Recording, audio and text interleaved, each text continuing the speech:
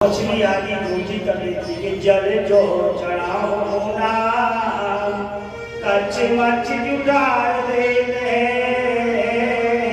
और दूध जो चढ़ाओ ना तो बछड़ा जुटार दे और फूल जो चढ़ाओ ना तो घोड़ा बनवात ले और मीठा जो चढ़ाओ ना चीनी बेल पत्र जो चढ़ाओ ना तो पेड़ों का उजाड़ है और धूप जो दिखाओ ना तो अग्नि का आहार है या कर दो हाथ जो राधा कृष्ण को नमस्कार। बोलिए राधे राधे राधे राधे। तो भगवान की महिमा का गूढ़ रहस्य बताया कि 4 युग में, सतयुग में भगवान को ध्यान से प्राप्त किया जाता था और त्रेता युग में यज्ञ के द्वारा भगवान को प्राप्त किया जाता और द्वापर में भगवान की पूजा करके, पहले पूजा में भी बहुत ध्यान किया जाता था। 6 बातों को छोटे से बड़े यज्ञ में ध्यान पहले बता दिया। सबसे पहले योजना, फिर सामग्री, फिर भूमि का चयन, फिर आचार का, फिर यजमान का, फिर श्रद्धा। ये 6 बातों का जिसमें ध्यान हो वही यज्ञ हमारा सफल सुफल हो जाता है। भगवान ने बताया कि सत्यम परम धीमहि, प्रभु परमात्मा ही सत्य है और परमात्मा ही धियो यो नः प्रचोदयात्। 7 प्रकार के लोक हैं जो नीचे हैं और 7 लोक ऊपर। इसी से गायत्री मंत्र बनता है। तो इसी में बताया कि सत्यम परम धीमहि, परमात्मा ही सत्य। कि कहते हैं कि शिष्याम वह आनंद कंद है, वही काल वही कृष्ण चंद्र है, 36 राग रागिनी मुरलिया में बंद है। परमात्मा की जब अनेक अनेक कृपाएं होती हैं तब हमारी इंद्रियां, हमारा मन, हमारी वाणी, हमारे नेत्र, हमारे कर्ण भगवान की कृपा से सब कार्य करते हैं। सत्यम परम धीमहि, उन्हीं की कृपा से यह यज्ञ हो रहा है, उन्हीं की कृपा से आज हम सुना रहे हैं, आप लोग सुन रहे हैं। इस सब ठाकुर जी की कृपा है। और मंगलाचरण का तात्पर्य यही बताया कि प्रभु को जो ना भूले, संस्कार जीवन में रहेंगे तो कभी दुख आने वाला नहीं है, और संस्कार बिगड़ जाएंगे तो दुख आने की कोई गारंटी नहीं है कब आ जाएगा। इसलिए संस्कार मंगलाचरण भगवान का बताया गया। मंगलाचरण करते क्यों है? मंगलाचरण किसी भी कार्य के पहले इसलिए करते हैं किसी भी प्रकार का विघ्न और बाधा न आए, इसलिए। तो अथवा भगवान आज आपने हमको पुनः जीवन दान दिया, प्रातः काल करके पृथ्वी माता को प्रणाम करें। हे पृथ्वी माता, आज आपने हमको पुनः जीवन दान दिया। फिर भगवान को आपने हमको सुंदर बना दिया। हमारा कोई यज्ञ बेकार नहीं है, रोग नहीं है। कि पहला सुख निरोगी काया, दूजा सुख कछु घर में माया, तीजा सुख सुलक्षणा नारी, चौथा सुख सुदया त्यागकारी। पहला सुख क्या है? निरोगी काया। दूजा सुख कुछ घर में माया, तीजा सुख सुलक्षणा नारी, और चौथा सुख सुध सुध माने बालक, बेटा, पुत्र, आज्ञाकारी। तो बालक को आज्ञाकारी होना चाहिए। पुत्र 3 प्रकार के बताए गए। पुत्र को एक होता लड़का, आज इससे लड़ाई कल उससे लड़ाई, जो लड़ता रहता उसका नाम लड़का। एक जो बंटवारा करता उसका नाम बेटा। और तीसरे नंबर का पड़ा जो माता पिता को सेवा भाव करे, चारों धाम की यात्रा कराए और जितने सप्ताह ज्ञान यज्ञ की कथाएं करवाएं, गणेश पुराण, राम की कथा, शिव पुराण इत्यादि सुनाएं, वही पुत्र होगा। जो माता पिता की पग पग पर साथ दे, साथ चले, उसी का नाम पुत्र है। एक बार बाबा जी जा रहे थे, ट्रेन में सफर कर रहे थे, उसमें 20 लड़के बैठे यंग। तो उन्होंने कहा बाबा जी अकेले, हम लोग 20, ये बाबा जी की नहीं चलेगी। तो लड़के थे, लड़कों ने कहा कि देखो ये जंजीर लगी हुई है, इसमें लिखा है जुर्माना करने पर 1000 रुपया या 5 साल की कैद। तो मित्रों ने कहा कि पहले 1000 रुपया तो रख लो जेब में। दूसरा बोला नहीं, जरूरत क्या है, बुढ़ा बाबा सामने बैठा, इसी को फंसा दिया जाएगा। अच्छा, अब बाबा जी का बेटा हमको मत फंसा, हमने क्या बिगाड़ा। तीसरा बोला नहीं, जंजीर मैं खींचता हूँ और बाबा को पकड़ा दिया। इसी तरह हुआ। अब तीसरे नंबर के बालक ने जंजीर खींचा, ट्रेन रुकी और ट्रेन का अधिकारी आया, काला काला कोट पहने हुए। तो कहा कि बाबा, जंजीर लड़कों ने कहा बाबा जी ने खींचा। बाबा जी ने कहा कि यदि ये 20 कुछ कहता हूँ तो हमारे ऊपर भारी पड़ेंगे। बाबा जी ने कहा बाबा जी आप सही बताइए। हाँ, जंजीर तो खींची है। इधर लड़कों ने क्या किया था, सब आपस में पैसा जोड़ के 1000 रुपया मेन लड़के की जेब में डाल दिया। बाबा जी ने कहा मुसीबत आ गई, 1000 रुपया मेरे पास था तो इस लड़का ने खींच लिया, इसलिए जंजीर हमको खींचना पड़ा। तो सब बालकों को हुआ जेल। बाबा जी से कहा शाबाश दादाजी, बहुत अच्छा काम किया बाबा जी, और आपने उत्साह दिखाया। बाबा जी ने अपनी दाढ़ी पे हाथ फेरा, ऐसे नहीं पड़ गई, 60 साल का अनुभव है, दाढ़ी हमारी जैसे नहीं पड़ गई, 60 साल का अनुभव है। और लड़के आंख दिखाते हुए कैद में चले गए। तो लड़के ही होंगे। कभी भी यज्ञ हो, बड़े कर्म हो, तो माता पिता वृद्धों को आगे करना चाहिए। इस कहानी कथा से हमको यह ज्ञान मिला कि बुजुर्गों को सदा आगे रखेंगे तो आपकी गाड़ी जीवन की बढ़िया चलेगी। दया भाव तो बताया गया कि आगे एक दिन मन ने विचार किया कि है सत्यम नास्ति तपः शौचम दया दानम न विद्यते। उधर कर्णो जीवा वार कहा, हम लोगों को जीवन भर जन्म लेते हैं, बड़े होते हैं और आगे चल के अंतर धाम को चले जाते हैं। अंगम गरितम पलितम मुंडम दसन विहीनम जातम चंदम। बुढ़ापा आता है, अंग गलने लगता है, घुटना से काम नहीं करती। अंगम गरितम पलितम मुंडम, बाल पड़ जाते हैं।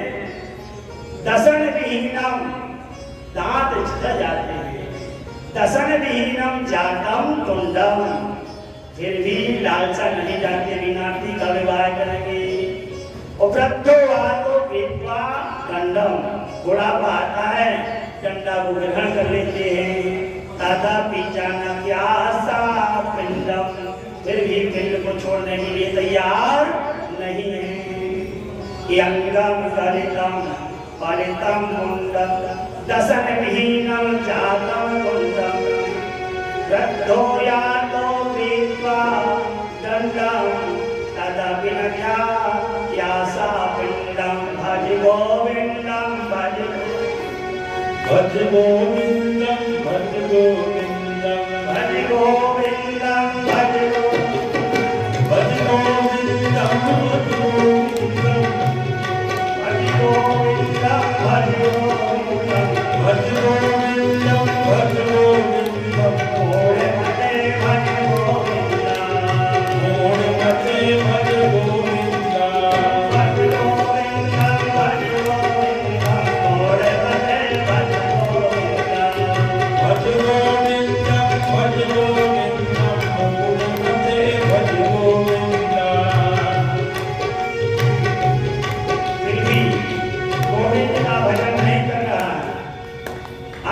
जलने लगा, बाल पक गए और दांत झड़ गए, मुंह पोगला हो गया। दशन विहीनम चाकम तुंडम वृद्धो आतो गीत्वा दंडम तदापि न त्यत्यासा पिंडम। पिंड माने शरीर। फिर क्या होता है? पुनरापि जननम पुनरापि मरणम। जग जननम पुनरपि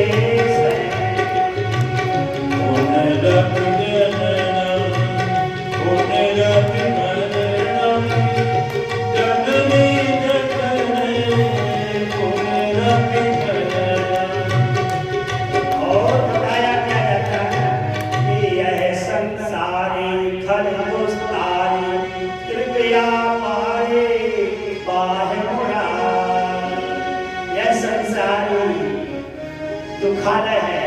यह संसारे खल दुस्तारे कृपया पारे पार मुरारे। यह जो संसार है इसमें जीवन भर दुख है। जब तक जन्म लेकर के और जब जब शरीर रहेगा तब तक यह दुखालय है।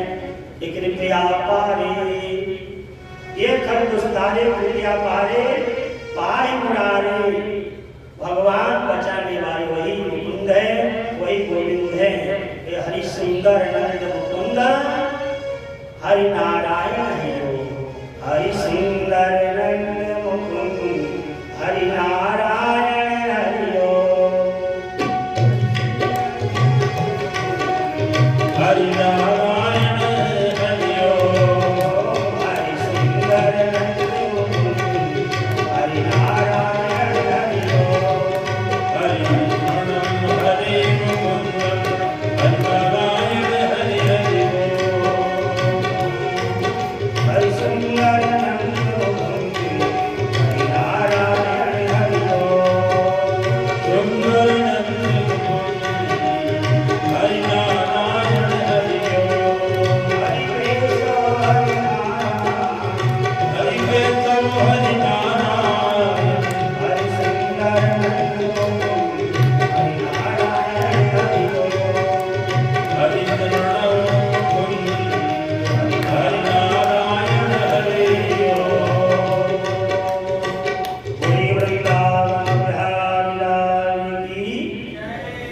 सत्यम नास्ति तपः शौचम दयम दानम न विद्यते। उदार भरणो जीवा। उदार माना होता है पेट को भरने वाली विद्या आजकल सिखाई जा रही है। और जीव बार कहा कुटुभाषिणः भजन पूजन जब शुरू से कोई बालक करेगा तो बुढ़ापे में भी मन लगेगा। और फिर नारद जी ने बताया कि मैंने चारों दिशाओं में घूमते हुए निर्माण करते हुए क्या देखा? संत पाखंड हो गए और गृहस्थ जीवन में जाकर के देखा तो नई बहू भी चलती है और बूढ़े लोग दूर हैं, साला सराय देते हुए देखा। आश्रम में गया, आश्रम बना था सामने। आगे पूछा नारद जी ने कि आश्रम किसका है? आश्रम में जो है 4 तल्ला बना था। तो बताया कि त्यागी जी का।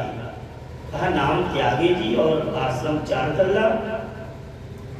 कहा कि चलिए ठीक है। नारद जी ने फिर आगे बढ़े, दूसरे आश्रम में पहुंचे तो वहां बच्चों की आवाज आ रही थी। नारद जी ने कहा ये किसका आश्रम है? कहा ये ब्रह्मचारी का। शब्द जो है ब्रह्मचारी है लेकिन बच्चे उनके आश्रम में है। पाखंड को पाद शब्द नारद जी प्रसन्न नहीं। आगे चल के देखा तो बहुत जोर से आवाज आ रही थी आश्रम में। नारद जी ने पूछा ये आश्रम किसका है? कहा है मोहनी जी बाबा का आश्रम है। कहा कि प्रभु यहाँ सब कलयुग का ही प्रभाव आ गया, सब अपने अपने धर्म को छोड़ रहे हैं। नारद जी को बड़ी गिलानी हुई। कहा कि इतनी भागवत कथा हो रही है लेकिन नारद जी के लायक है। प्रसन्न जो उनको करे मन वाणी को कथा नहीं हो रही, इसलिए पहले ही विनय किया गया कि सुनना है, मनन करना है, जीवन में अवतार करना, मतलब उसके हिसाब से चलना है, तभी हमको ये भागवत कथा का लाभ प्राप्त होगा। अब श्लोक मत याद करना, श्लोक हमारी पर छोड़ दीजिए, लेकिन और बताया बच्चों को ऐसा संस्कार दीजिए कहीं मंदिर दिख जाए, गाड़ी से जाते हो, पैदल जाते हो, ऑटोमेटिक हाथ जुड़ जाए, माथे पे टीका लगा हो। इस तरह नारद जी को जब संतुष्टि नहीं मिली ग्रस्तों के आश्रम में भी, तो सीधे बद्रीनाथ पहुंचे और उन्होंने देखा कि ये कोतकोहल।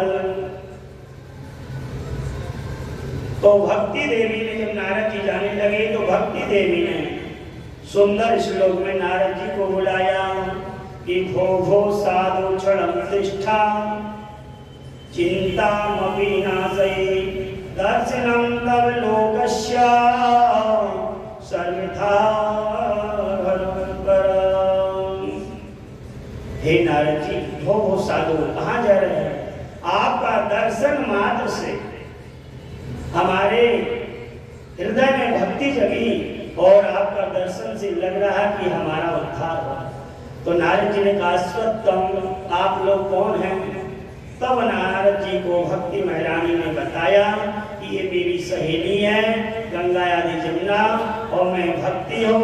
ये दोनों जो अचेत अवस्था में खड़े हुए हैं, ये ज्ञान और वैराग। ज्ञान वैराग कहाँ? हमारे हृदय में।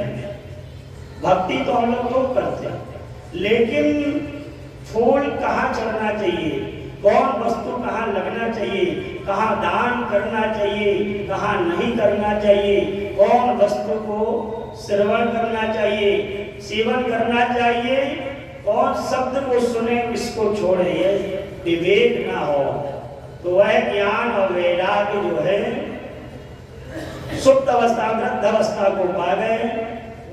तब भक्ति महारानी ने कहा कि मैं अपना पूरा परिचय आपको बताती हूँ कि उत्पन्ना द्रवणेशाहं वृद्धि करणाटके गतः क्वचित् क्वचित् तिष्ठ महाराष्ट्रे गुजरे जीर्णतां गतः। मैं उत्पन्न हुई द्रवण देश में और कर्नाटक में कुछ बड़ी बड़ी हुई और कुछ महाराष्ट्र में मेरा सम्मान हुआ और गुजरे जीर्णतां गतः, गुजरात में मेरी वृद्धि लग गई तो मैं विदेश जाने वाली थी। फिर विदेश में जाके श्री वृंदावन, तो वृंदावन में तो मेरा स्वरूप ही सुंदर हो गया, लेकिन मेरे दोनों बालक ज्ञान और वैराग अभी भी वृद्ध अवस्था में पड़े हुए।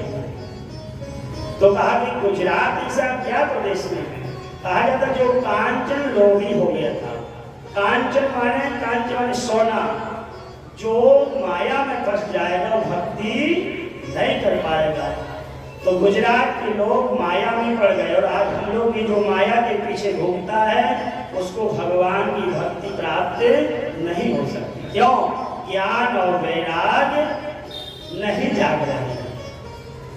ज्ञान वैराग को जगाने के लिए नारद जी ने बारंबार गीता का पाठ किया कि भक्ति महारानी से कहा आप जाओ, चिंता मत करो, हम तुम्हारे दोनों बालक को स्वस्थ करेंगे, प्रसन्न हो जाएंगे। अब नारद जी को यही बात बोलने की चिंता करते हुए भ्रमण करते करते सीधे बद्री विशाल गए और बद्री विशाल में जाकर के अब कहा कथा का आयोजन कहाँ कराया जाए, किस भूमि में कराया जाए, किस स्थान पे कराया जाए। तो कहा कि यदि हरिद्वार, तो कहा कि हरिद्वार में हरि का मान भक्त आएंगे और नारायण के भक्त नहीं आएंगे, बुरा मानेंगे। तो कहा कि दोनों को छोड़ करके चलते हैं गंगा द्वार। तो गंगा के लिए सब कहेंगे तो हमारे विष्णु भगवान के चरणों से प्रकट हुई तो विष्णु भक्त सब आ जाएंगे और शंकर के जो भक्त होंगे कहेंगे हमारे भोलेनाथ के ऊपर गंगा विराजमान होती है, गंगा हमारी मैया है। कि गंगा तरंग रमणीय जटा कलापम गौरी निरंतर विभूषित भाव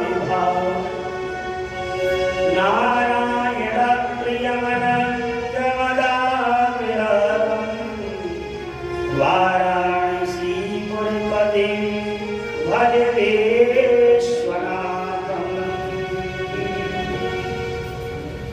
बताया गया बालकांड का प्रारंभ, अयोध्या का मध्य और उत्तर का अंत। बतावे कोई कोई संत, इस संत समागम दिन बड़ो और सील जात में जा उपयोग काल चोला बड़ो सुसदा निवावेवा। यदि भगवान ने अच्छे घर में जन्म दिया, इस संत समागम हरि कथा और तुलसी दुर्लभ और स्तुति दाना और लक्ष्मी पापी के भी होए। स्तुति दाना और लक्ष्मी तो पापी के घर में भी हो जाती है। भगवान बता रहे हैं तुलसीदास जी के शब्दों में है कि संत समागम हरि कथा तुलसी दुर्लभ होए, शुद्ध दारा और लक्ष्मी पापी के भी होए। रावण के यहाँ भी खजाना था, पूरी लंका ही सोने की थी, संतान की कोई कमी नहीं, 1.25 पुत्र थे, पर पापी था। माँ सीता को भी हरण किया। इसलिए संत समागम हरि कथा तुलसी दुर्लभ होए और शुद्ध धारा और लक्ष्मी पापी के भी होए। बताया गया कि लाल पीला कपड़ा पहन लेना, भक्ति का चंदन टीका लगा लेना कोई साधु नहीं। जो बिगड़े कार को बनाए, अच्छे आचरण को कराए, उसी का नाम साधु है। जो साधना करे, जो मन में रखे और जो बोले उसी के अनुसार चले, उसी का नाम साधु। फिर नारद जी आप ये बताइए, आप इतने बड़े महान संत होकर के अब नारद जी जो है सब जगह भ्रमण करते करते और सत्कर्म क्या है, सत्कर्म को खोज रहे हैं। सत्कर्म के नाम पर नारद जी जो है संतों के पास जाए तो कितने संत गए, हमारा मौन व्रत चल रहा है, हमारा मौन व्रत चल रहा है। जब कोई बड़ा डॉक्टर हो और छोटे डॉक्टर के पास पहुंचे, कहा कि ये बताइए नारद जी ब्रह्मा के पुत्र होकर के आपको पता नहीं, फिर हम लोग ये कैसे बताएंगे सत्कर्म है क्या? सूर्य भगवान ने तो ऊपर से बता दिया सत्कर्म करो नारद जी। अब सत्कर्म क्या है? अब नारद जी भ्रमण करते करते सभी संतों के पास, यों के पास गए। अंत में चारों भाइयों से बैठे, नारद जी इतनी छोटी सी बात को लेकर आप इतने दुखी? वह गंगा के द्वार पे बालू के ऊपर व्यास गद्दी बनाई, नारद जी बन गए श्रोता और चारों भाई बन गए व्यास जी, और कथा प्रारंभ हो गई। हरि भज ले, हरि भज ले, हरि भज ले कामो, हरि भज ले, हरि भज ले, हरि भज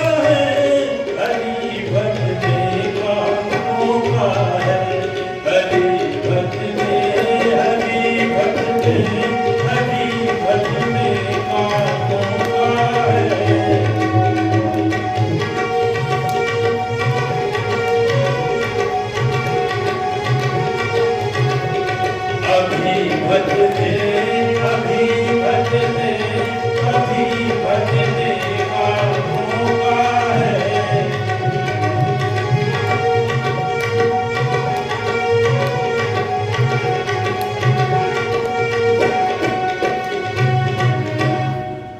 बोलिए वृंदावन बिहारी लाल की जय। भगवान का भजन व रमेश करते रहना चाहिए, क्योंकि हम लोग संसारी लोग हैं। ये दुनिया में आने वाले, दौलत कमाने वाले, भूल गया तुम इंसान जिसने तुझे पैदा किया, देने का वादा किया, वो तुझ पर कितना मेहरबान। ये मिलते नहीं दोबारा, ये मिलते नहीं दोबारा, कर मात पिता की सेवा। मिलते नहीं दोबारा, मिलते नहीं दोबारा, कर मात पिता की सेवा। मिलते नहीं दोबारा, दोबारा, कर मात पिता की सेवा। मिलते नहीं दोबारा, मिलते नहीं दोबारा, कर मात पिता की सेवा।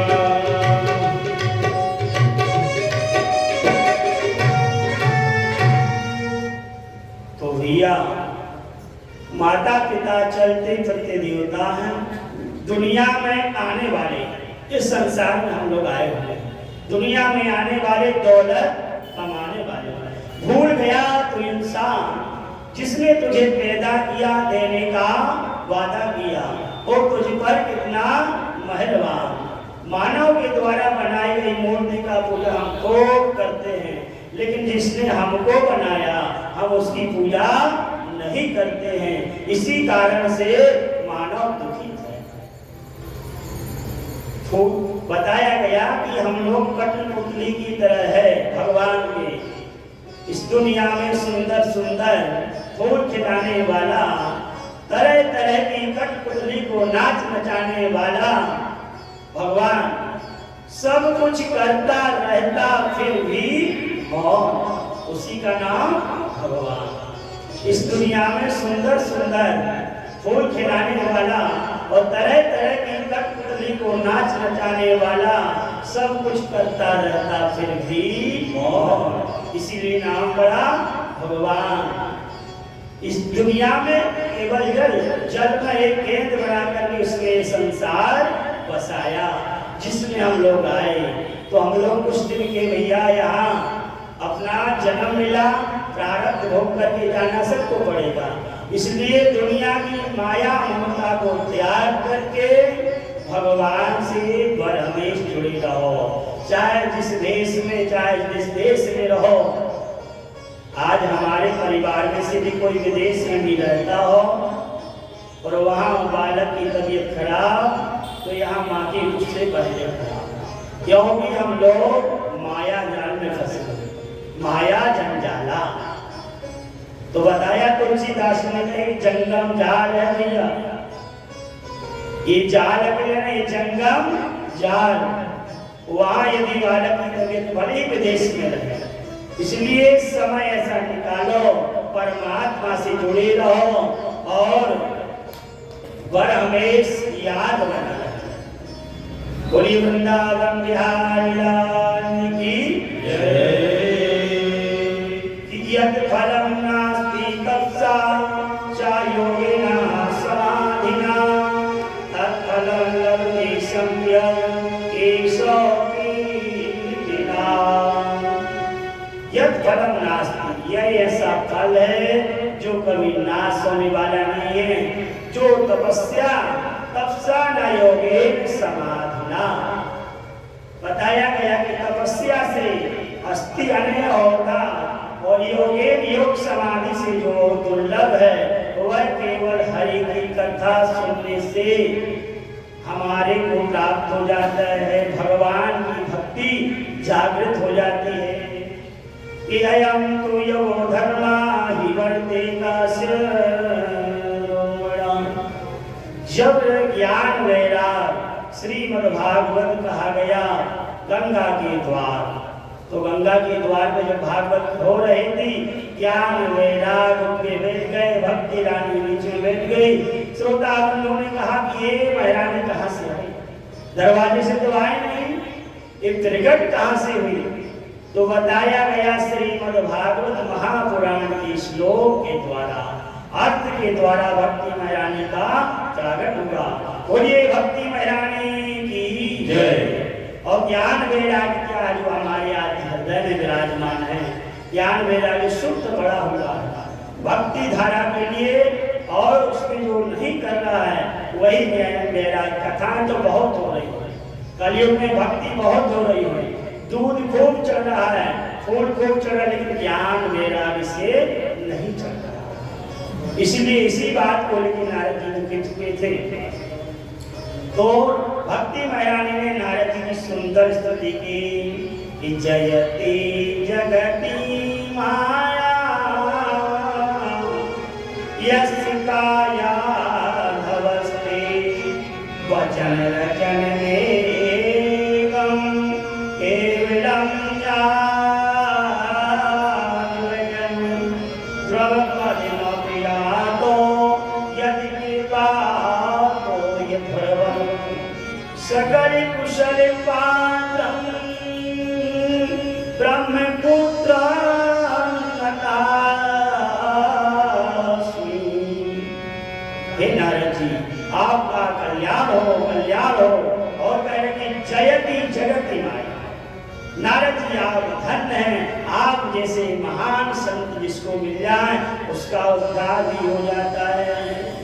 नारद ना माने नहीं, रद्द माने जो ना हो, उसी का नाम क्या पड़ा, नारद। जो जिसकी बात कभी रद्द ना हो उसी का नाम नारद पड़ा। और आप ध्रुव को ज्ञान देकर के भगवान से मिला दिए, कयादुनंदन प्रहलाद को आपने भगवान से मिला दिया। नारद जी आप धन्य हैं, धन्य हैं। किसी की कृपा से अयम माने यह है इतिहास, इति माने पुराना, हास माने इस प्रकार, इतिहास माने इतिहास की कथा का इस प्रकार हुआ, उसी का नाम पड़ा इतिहास की कथा। कि सदा तप ऋषि शशि अमरहि संत तरस जिनि पातक तरहि। आप जैसे संत जिसको मिल जाए उसका उद्धार हो जाता है। इस संतों के संग लाग रे, सभी लोग संतन के संग लाग रे। संतन के संग लाग रे, तेरी अच्छी बनेगी। संतन के संग लाग रे, तेरी अच्छी बनेगी। संतन के संग लाग रे, तेरी अच्छी बनेगी।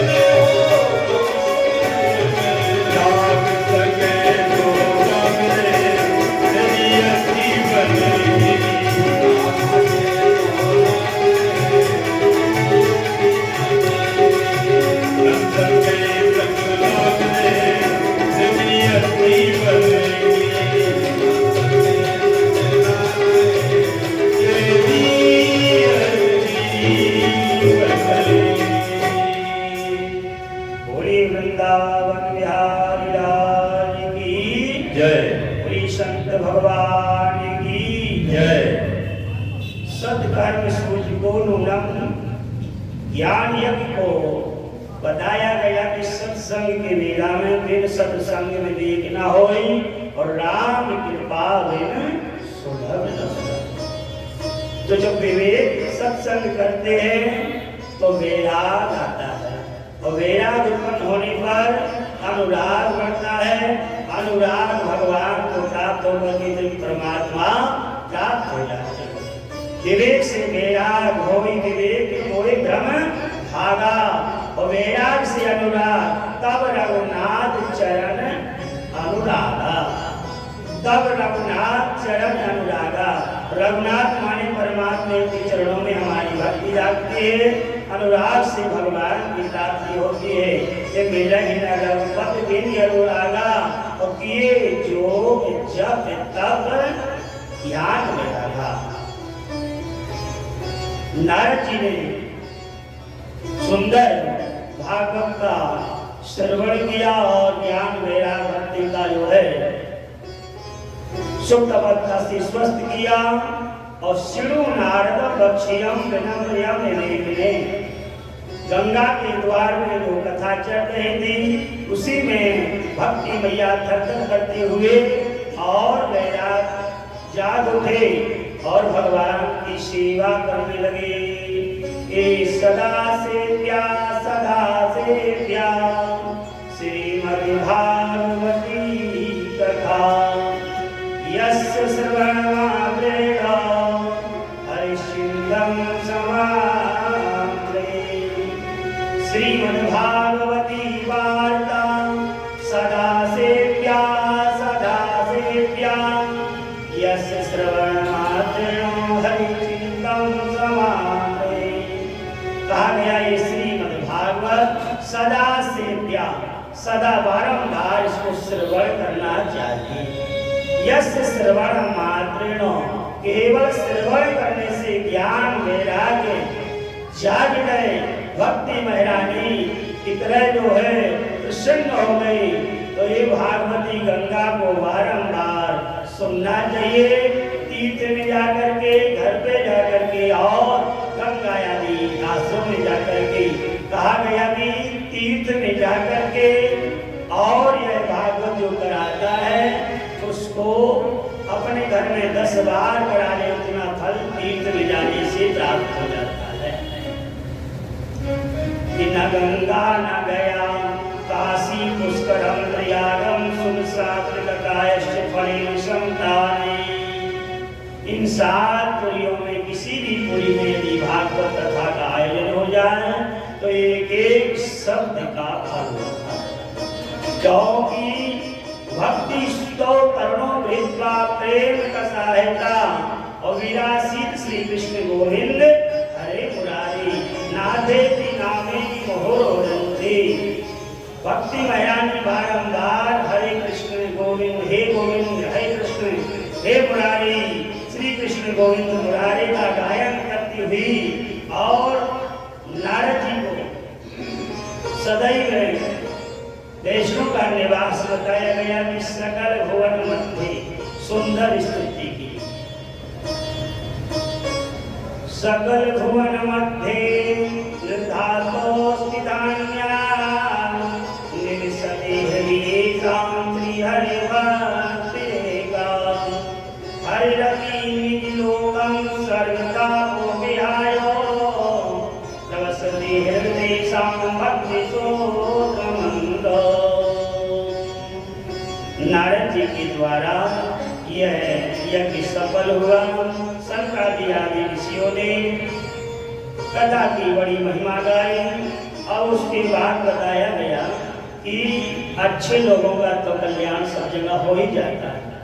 क्या किसी बुरे आदमी का कल्याण कर सकते हैं भागवत? और किन किन लोगों को पापी का भी उद्धार कर सकती है? क्या कोई प्रमाण है? तो कहा हाँ प्रमाण है।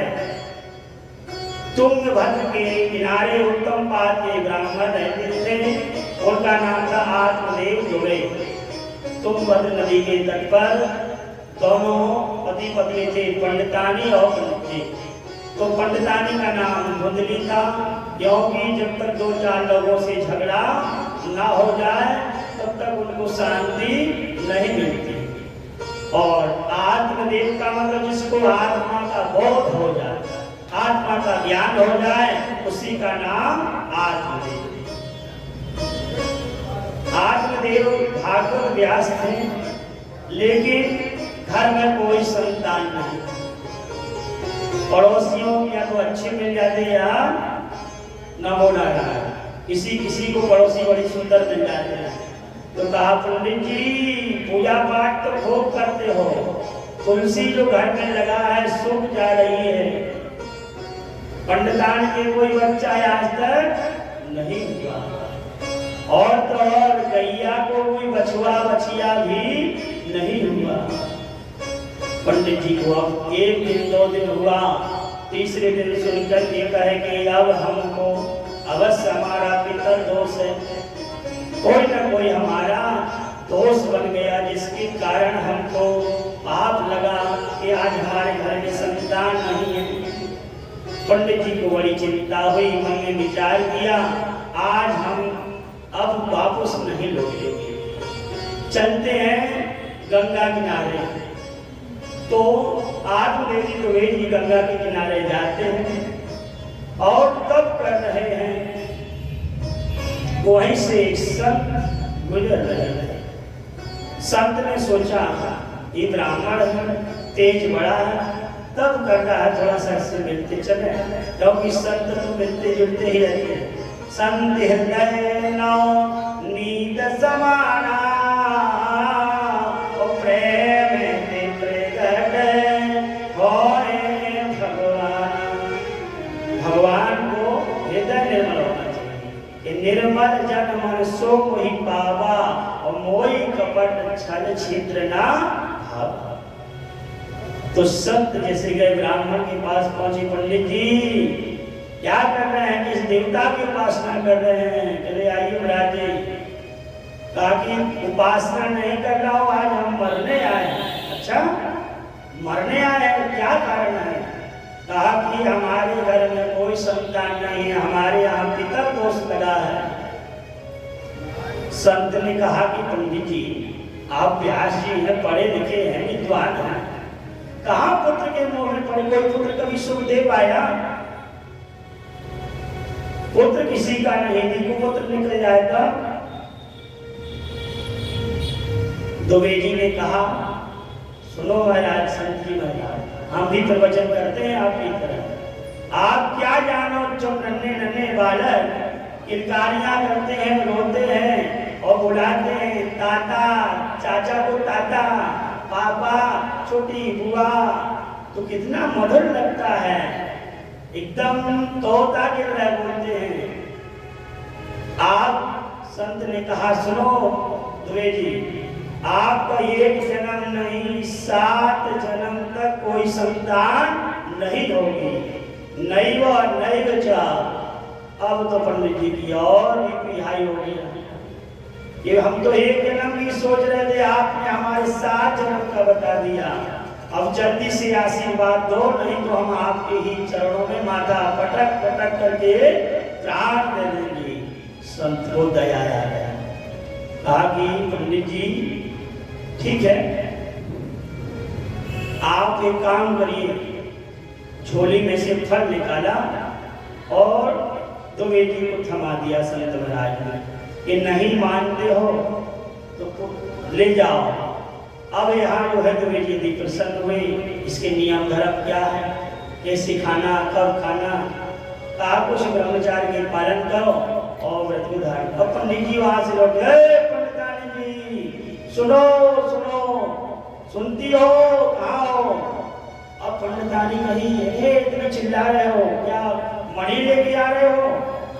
मणि नहीं पगली, भगवान ये फल लेके आए हैं। फल तो रोज लेके आते, कथा करते हैं, सत्यनारायण कथा वाचने जाते हैं तो फल तो रोज लेके आते हो, इसमें चिल्लाने की क्या जरूरत है? नहीं, ये फल ऐसा वैसा फल नहीं है, इस संत का आशीर्वाद है, इस फल को खा लो जल्दी से, और खा लोगे तो तुम्हारे यहाँ बड़ा सुंदर बालक होगा। अब इधर धुंधली तो धुंधली, धुंधली का मतलब होता है जो धुंधला देखे, धुंधली की आत्मा साफ नहीं। हर विषय में धुंधला है, जिसको देखे उसी का नाम धुंधली। तो धुंधली ने क्या कहा कि अभी एक काम करो, आप जो है इस फल को रख दो, हम नहाएंगे धोएंगे, संध्या वंदन करेंगे, पंडित जी को लगा संस्कारी है। पत्नी ठीक कह रहे हैं। अब पंडित जी तो चले गए अपनी पूजा पाठ करने के लिए। इधर जो है धुंधली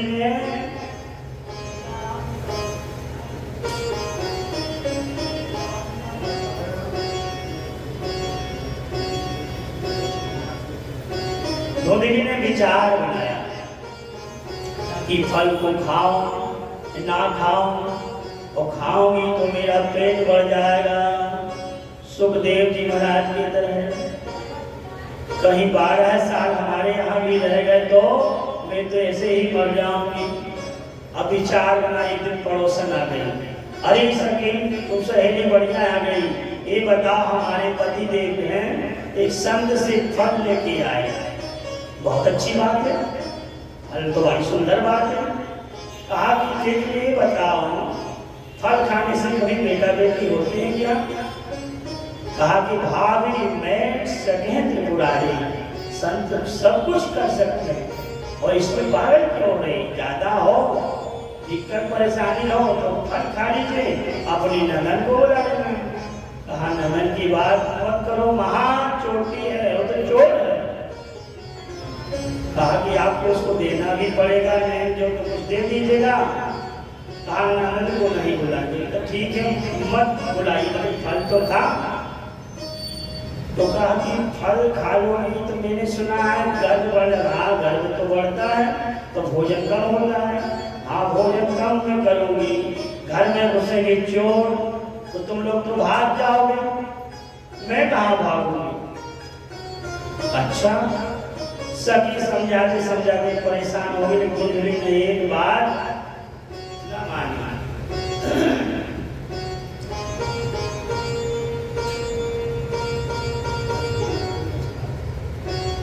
फिर उसकी बहन आ गई, छोटी बहन। छोटी बहन जैसे आई तो उन्होंने कहा कि बहन तो वही आई, आज मेरे घर में एक संत का फल लाए हैं पति।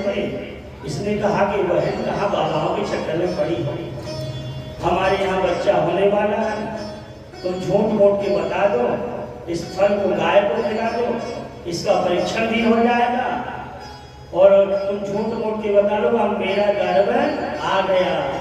अब पंडित जी अधिक चलने लगे कि अब हमारे घर में कुछ दिन बाद भगवान संत का आशीर्वाद होगा। इधर समय व्यतीत हुआ और छोटी बहन के यहाँ बालक हो गए। इसने रातों रात इसको दे दिया। अब पंडित जी देने प्रसन्न हुए, बधाई बांटने लगे और कहे कि भगवान 3 महीना बाद गाय को बच्चा हुआ, सर्वांग सुंदर और कान गाय के तरह थे, इसलिए गोकर्ण जी का जन्म हुआ। और पंडित जी ने खूब मिठाई बांटी, बधाइयाँ बांटी।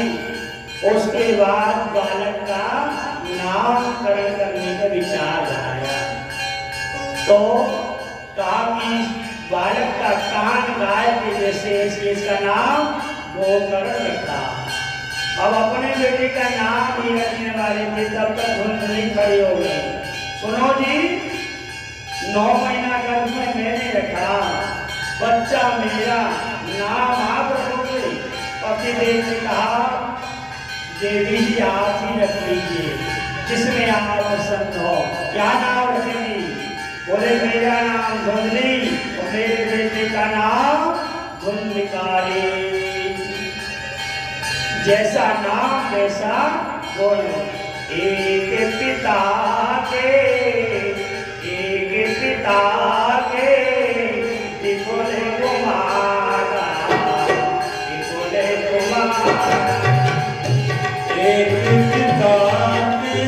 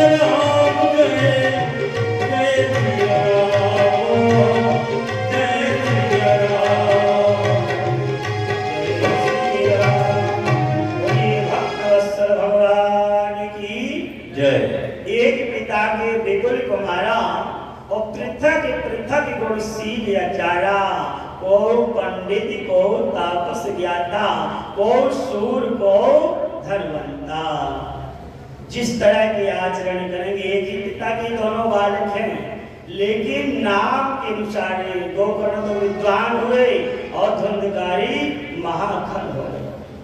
अब समय आगे बढ़ा, विद्या धन इत्यादि हुआ।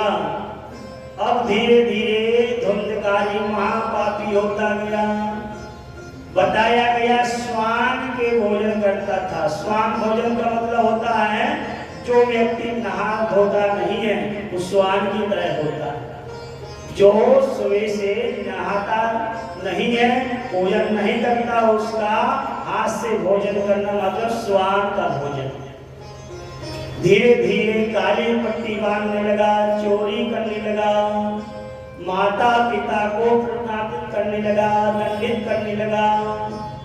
एक दिन दुर्भाग्यवश इसकी मां ने जाकर के अपने कुआं में प्राण त्याग लिए। समय व्यतीत हुआ और आत्मदेव जी अब बड़ी गिलानी थी। पुत्र को बुलाया गोकर्ण को, पुत्र अब हम यहाँ रहने वाले नहीं हैं, यह हमारा बालक है, स्वर्ग जैसा मेरा मकान आज इसने नरक बना दिया। और धुंधकारी को धीरे धीरे वेश्याएं रख ली। 5 वेश्याओं को रख करके दारू मदिरापान करने लगा और माता पिता चले गए। गोकर्ण जी पहले से आश्रम में थे, अब घर में कोई नहीं, धुंधकारी का राज रहने लगा।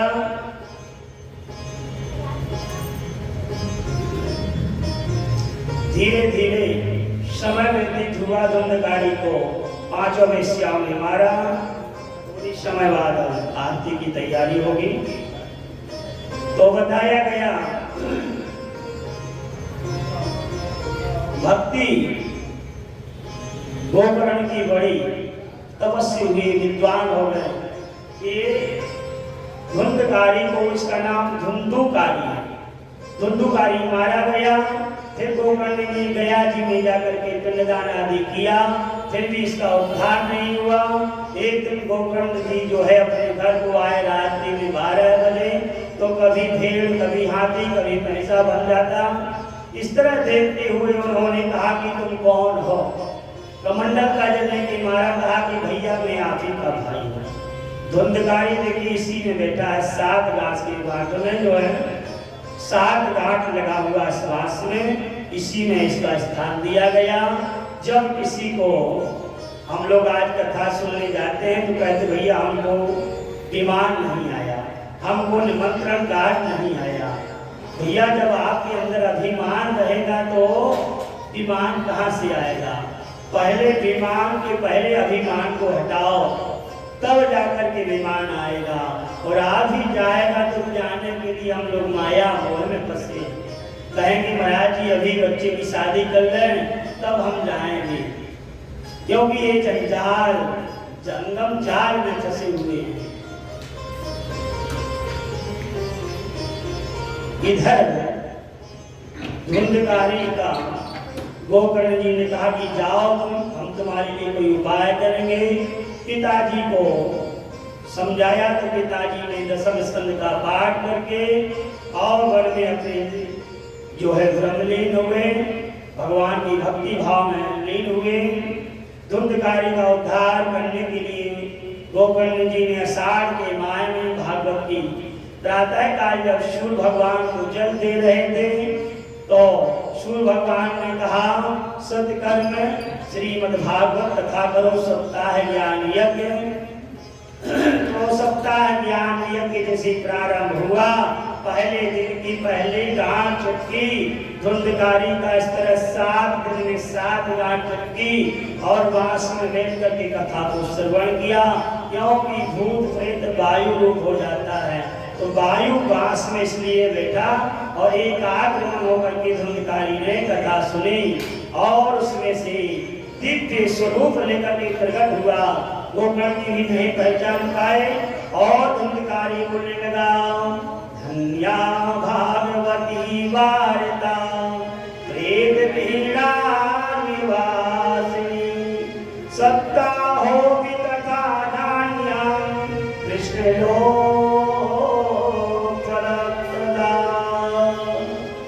ये भागवती धन्य है सप्ताह ज्ञान यज्ञ और धन्य भैया तुमको हमारा उद्धार किया। बोलो श्री राम जय राम जय श्री राम जय राम जय जय राम श्री राम जय राम जय जय राम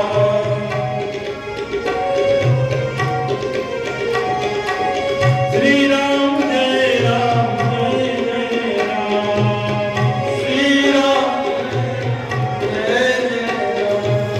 श्री राम जय राम जय श्री राम जय राम जय श्री राम जय राम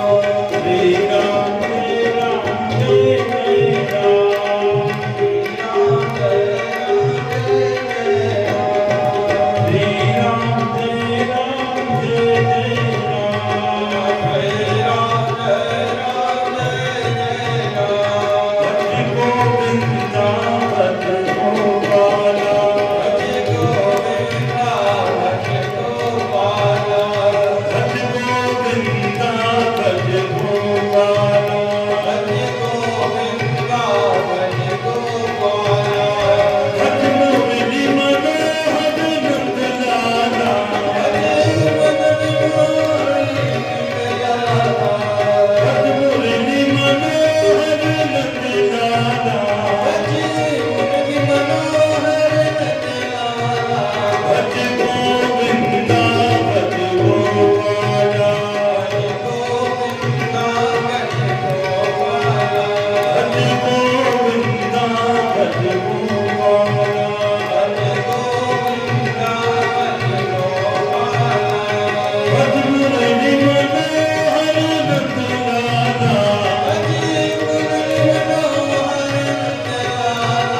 राम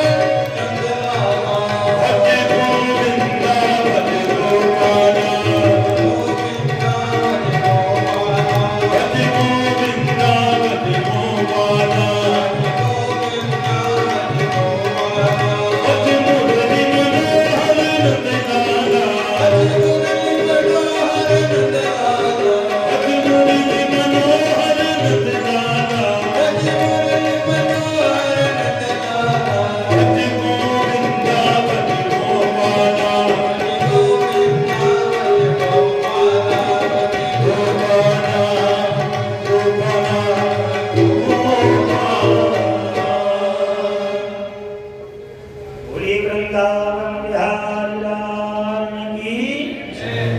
कथा के अंत में पहला दस्तारे लेकर के और कर्ण गति तैयार तो आकाशधारी पीड़ाधारी जो है सुरसी स्वकुशल राग करता जो राग को समान न लगे।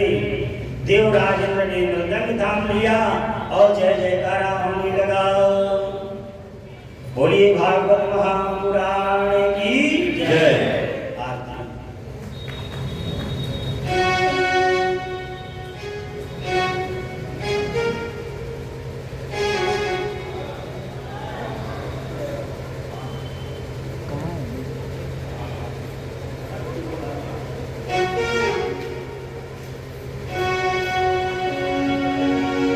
सभी लोग खड़े होकर के आरती करेंगे।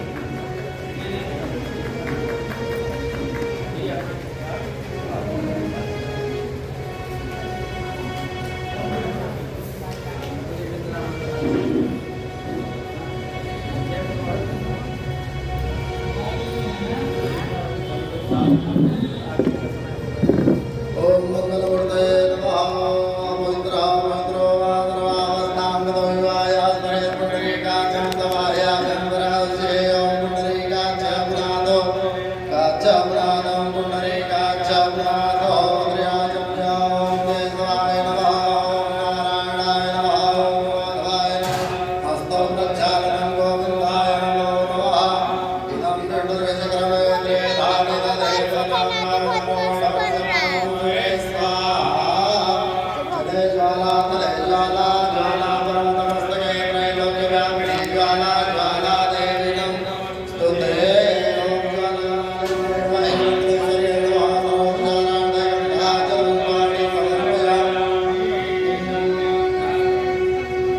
तेरी भागवत भगवान की है आरती, पापियों को पाप से है आरती। भागवत भगवान की है आरती, पापियों को पाप से है आरती। तेरी भागवत भगवान की है आरती, पापियों को पाप से है आरती।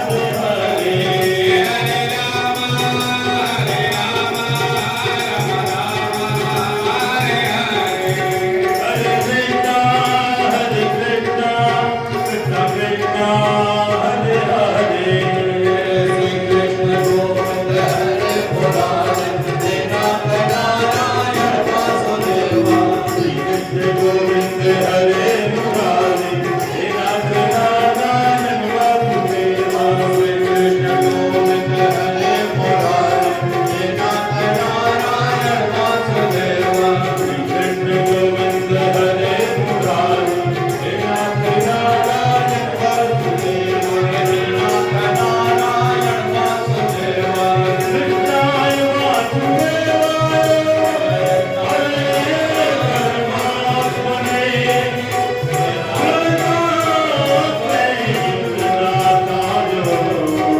श्री कृष्णाय